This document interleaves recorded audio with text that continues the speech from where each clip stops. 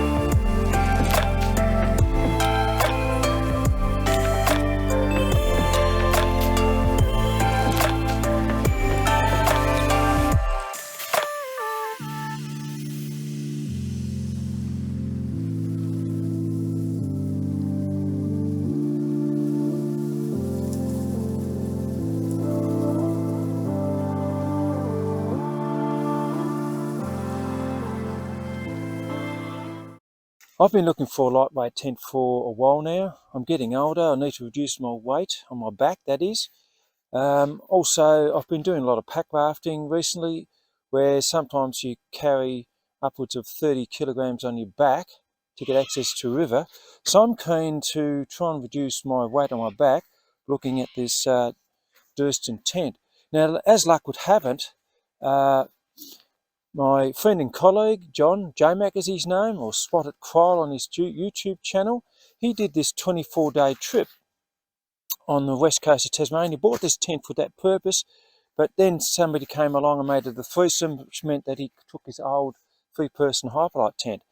Now, I've been looking at these style tents for a while now, and I'm so pleased to get access to this. It's really hard to review stuff like this in Tasmania or Australia. There's no retailer, you have to access it from North America. So I'm really fortunate to be able to do this, which I'll do now to give you my first impressions, never having set it up before. So here goes. Now, J-Mac kindly into his tent, but as you can see, he really looks after his gear. He's got this nice little sack or stuff sack from sea to summit, and look at that, how light and compact is that. That's the whole tent. The poles are inside it. So the first thing I'm going to do is, J-Mac also gave me his ground chute, which is nicely packed up. Another one, sea to summit bag there, but I'm going to use my own to make that dirty instead of J-Mac's. So I'm going to put it on this undulating ground. Wait for all this noise to go away. God, it's noisy. How noisy is that?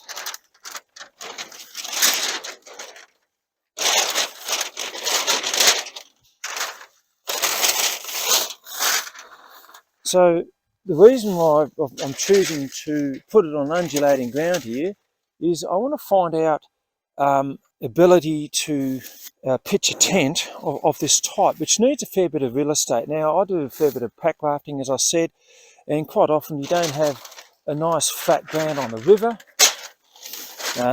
But anyway, we'll see how we go with this.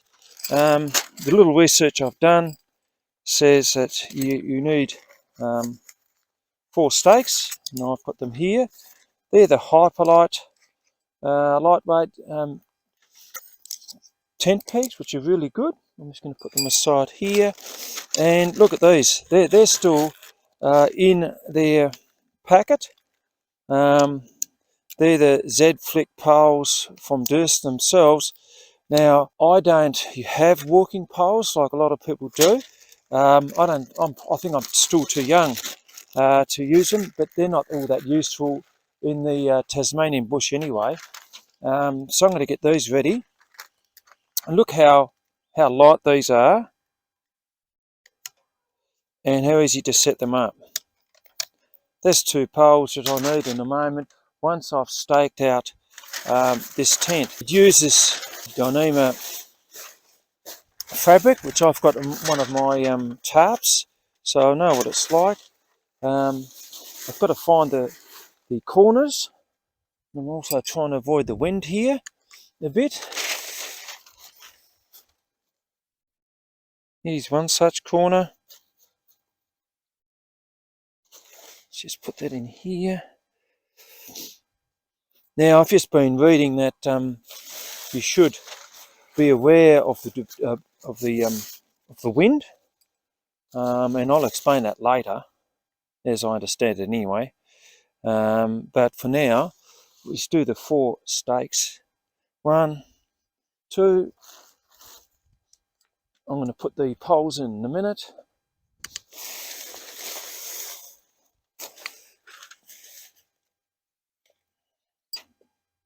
Get it taut. I've got fairly hard ground here, so it doesn't go on all that well.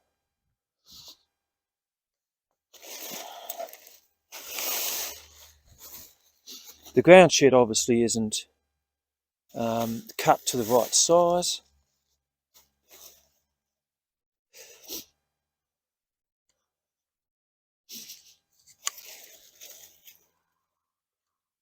There we go, get it taut as much as I can. The next step, you open up the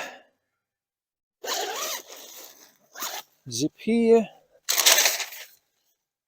and you can see in there, that bottom bit goes into this little loop, which is the bottom here of the base. You feed this in here. There's a little pad up there. Make sure it doesn't go through the tent fabric. And another thing about these poles is that they've got this adjustment on them. So I'm adjusting it higher. That's nice there. Shut that side and starting to take shape quite nicely. I'm going to come around to this side. The zip's over here. As I was showing you earlier, that's the little tip up in there that goes at the bottom here. But you've got to put that top part to up here, which has got the padded bit, which I said before. You put it in down in there, so it's all nice and taut. And then you can adjust the tent pole to make it, look at that, it's really nice and taut already. Brilliant. Now it's time to do the next step and go inside, but before that, I'm going to put the little tent peg there and one on the other side. I'll quickly put that in, so I've done that bit.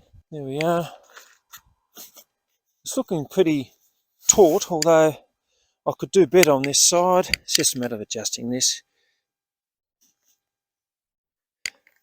So in order to get inside, this really nice taut zip. So here we are.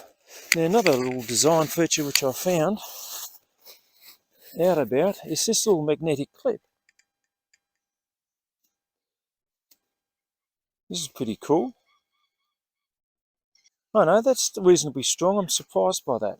Okay, let's have a look at the real estate inside. Now, one of the reasons why I was keen to review this tent, A, is to see actually how much space was inside and how easy it is to get inside. Just with one hand, that's what was advertised. That was pretty cool. Now, going inside the tent, you can see that there's quite a bit of real estate. Now, I can tell you from my experience before that there is a lot more space inside this tent that is in my present Goondi from One Planet that I'm using. So I'm quite pleased with this so far. So let's just venture inside. One other thing which I wanted to mention was that this is actually a top to tail tent, where you've got an entrance over there, where you've a pitched angle of the roof there. So one person would then go from there to there. Another person comes in from this side, like I'm currently doing. Now, one thing which I'm noticing is the really thin fabric of the floor. Now, the specifications and some other reviews tell me that it's okay, but on this Tivec ground sheet, you can see how slippery it is. I'm going to slip all about the place getting in, but if it was more level, then it will be a different story, I suspect, but still, this is going to be fairly slippery going in, so let's do that. Okay, I'm going in now, and I'm slipping down the hill here, which is a bit awkward. I might just take off my shoes. I don't want to damage John's good tent. Now, what I'm trying to ascertain here is the actual space. So I can see quite easily, so I'm just lying down here now, and look how much space is back here. Now, the person I normally do my ventures with is 6'4", I'm 6'3". I've got a stack of space.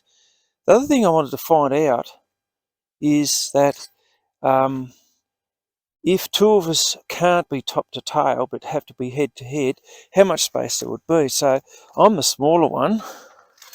I reckon I would have to be on this side.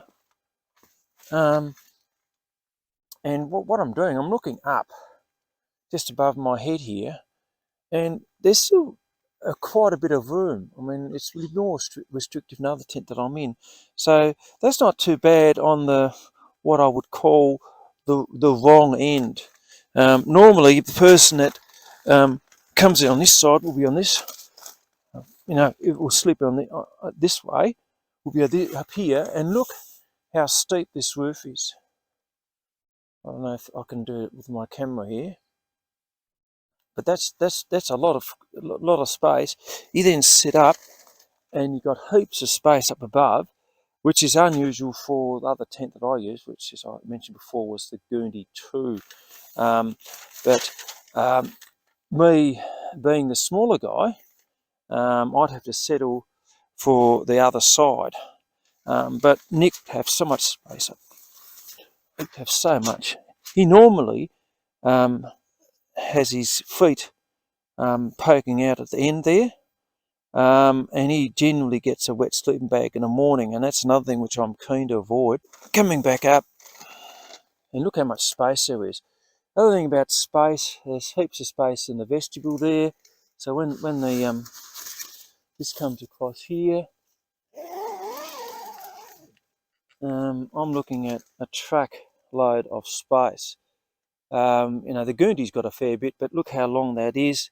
Pack will go up there, shoes, and maybe a cook or whatever else will be up there. And another thing which I advertise is this nice, easy one-handed zip. I'm slipping down because of the spreadsheet, not the spreadsheet, but the ground sheet. It's got the pocket up there, which I think is really cool. It's be handy. One on that side. Let's go back outside. Oh, it's not too bad from the inside with one hand. I quite like that. I mean, it's not that well set. Let's see if we can set it a bit better. Oh, look at that. That magnetic clip is working a lot better. I really like that, rather than having to fiddle around with these little ropes and whatever else. Now, another thing which could help a lot is these guy ropes that are here. There's none, but they come with the tent. Ideally, what you'd do, you'd have one at this end, down to there, and that one there you would then tie off from here to there. So from the research I've done so far, if the wind's coming from that direction there, then that's the way that you would pitch your tent. There's quite a bit of stability there, which is pretty cool, but I haven't yet tried it with the guy ropes there. So in summary, what do I like about this tent? There's quite a few things to like. The compactness and the weight. On the website it says about 600 grams. I had to buy 2 poles. I've got to buy 2 poles. That brings it up to about 800 grams. Currently with my Goondy 2, I'm carrying about 2.1, so I'm ahead by about 1.4, 1.5 kilograms there. I found it really easy to set up, even though this is my first time doing it. I'll get a bit more practice, but I reckon you should have, if it's raining, you should have this tent set up in maybe a minute or something. And taking it down is also quite easy. And given these big vestibules, you can sort of pack everything up, all your sleeping bag, whatever else, into your pack, out, put this down. That means that the tent will have to go on top of your pack, or in our case, the pack rafting, it always goes in last anyway. But one thing that I wanted to find out about, was there enough space for 2 big guys like myself and my off-sider, Nick? Easy. And there's actually more space, even on this side where I showed you.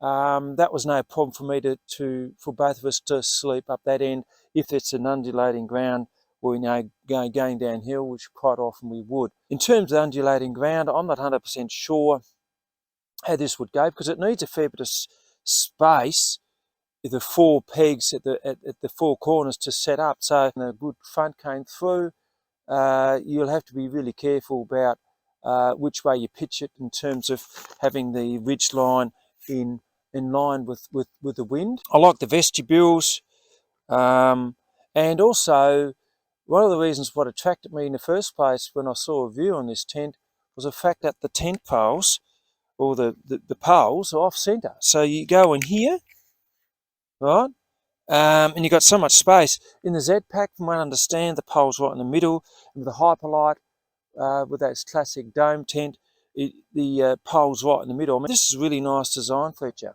Now, talking about designers, when I was emailing Durston Gear, it was Dan himself who responded, and it's the first time I've ever talked to the designer of some gear that I was interested in buying, so thank you, Dan. I reckon I'll be shelling out some of my hard-earned dollars soon, because I'm pretty well convinced about this tent. Some potential cons on this tent: how windproof is it?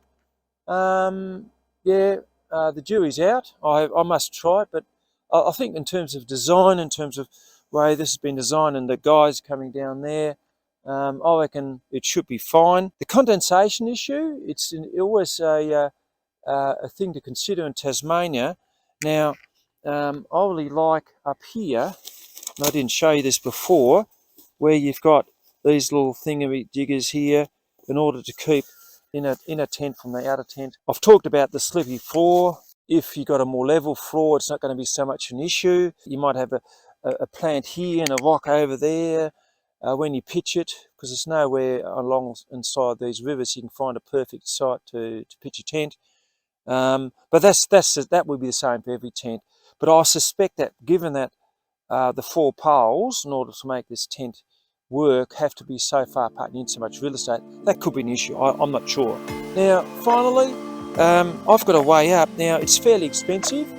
I bought my Goondy a while ago now, but the new Goondy's about 900 Australian dollars, and this comes in at about 1,000. But still, I still have to work out: do I want to spend $1,000 in order to save 1.3 kilos?